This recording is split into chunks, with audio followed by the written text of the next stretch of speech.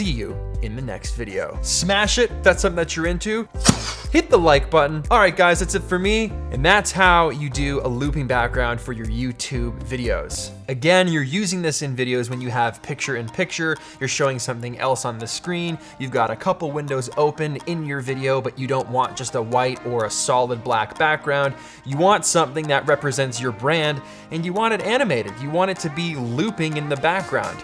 So again, I'll make this really easy so you understand it very clearly. Don't be scared. You're opening up After Effects. You're gonna go to Composition, New Composition. Go ahead, change the composition name to something that makes sense. Looping background. I'm gonna go 1920 by 1080. We've got a 20-second composition, double checking that, and okay. So this is our composition. Go over to the left side here. You'll see I have my logo called PM Monogram. Now it's a PNG file with a transparent background. I'm gonna take that, I'm gonna drag it onto the timeline. Bam, logo. Bam, say that a lot. Bam. Squarespace. Okay, so the logo is a little bit big, so come over to your layers panel, click that little tiny arrow. It's gonna drop down a menu that says transform. Click that little tiny arrow, it drops down another menu. Go over to scale, and you're gonna scale that down to 20. In my case, because this is the size of my logo. I mean, like, do whatever you want, it's all relative. You get it. Now my logo is much smaller. So before you do anything else, right click on that layer, go all the way down to pre-compose. Click that and a little box is gonna pop up. It's gonna change that to pre-comp, logo. That's basically nesting the file, kind of like you would do in Premiere Pro if you had a bunch of stuff with effects on it, you wanted to nest the clip.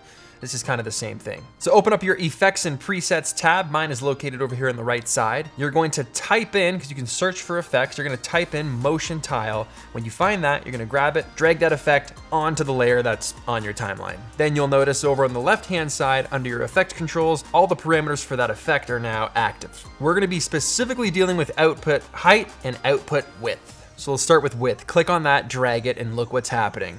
Oh, creation. I never get bored of that. That's my favorite part. Now you can do it again for the height. Click and drag and bam.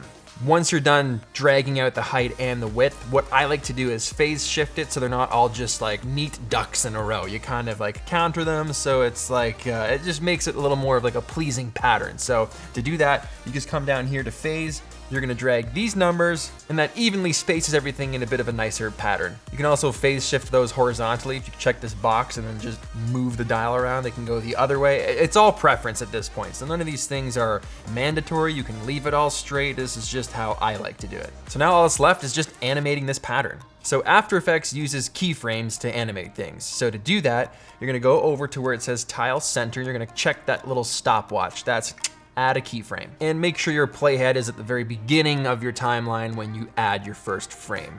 It's very important. Come back down to the Layers palette and click this little arrow here.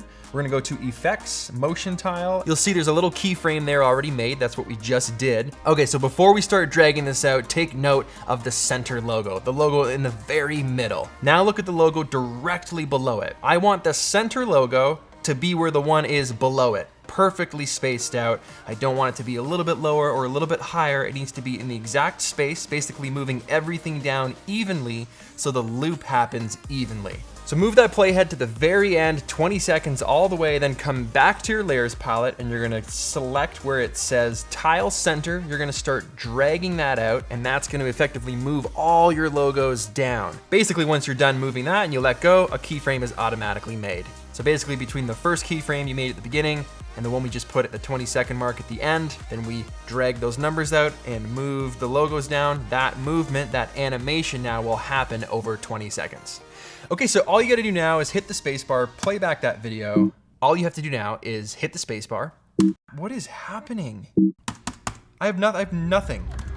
Almost there. Almost there. Nothing will quit. Everything is.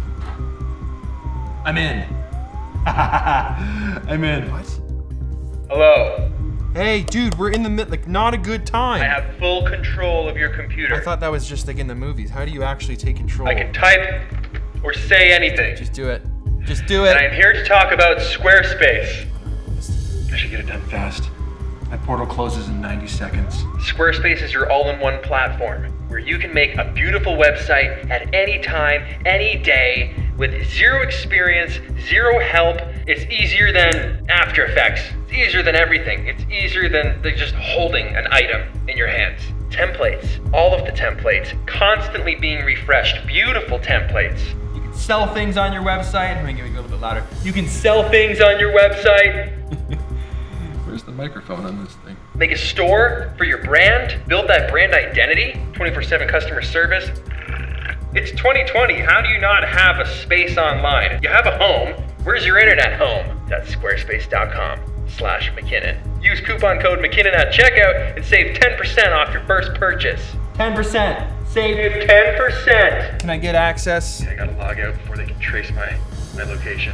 And there's a back door I created so that I could loop myself back out. We're clean, let's go. Let's go, we got 90 seconds to wipe this place.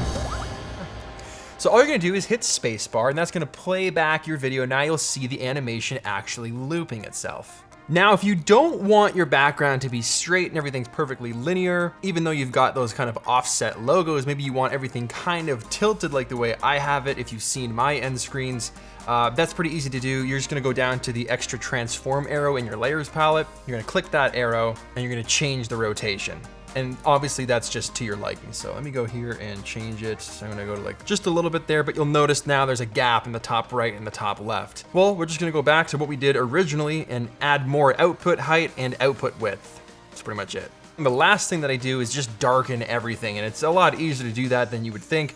Go over to the effects and presets, type in tint, select that tint and drag it over to your effects panel. And then all you're gonna do is go map to white. You're gonna change that to like 10, bam, there you go. Now it looks like you just dropped the opacity and there's like a kind of like a black layer over top of it. And that's how you're able to have end cards and graphics and screen shares and whatever you want over top of your looping background and it not being a distraction. Hit spacebar and play that back in your timeline and bam, looping background, After Effects. You did it. So I've seen a lot of questions recently about how to loop a background in your videos, be it that you want to use it for any type of screen share or having multiple assets on screen or picture in picture or using it for an end card at the end of your own videos. How do we do that, Pete? Can you teach us? Because we've been seeing it on your channel recently, actually for quite a while. And that's what we'll be running over today, and it's honestly not as hard as you'd think it would be.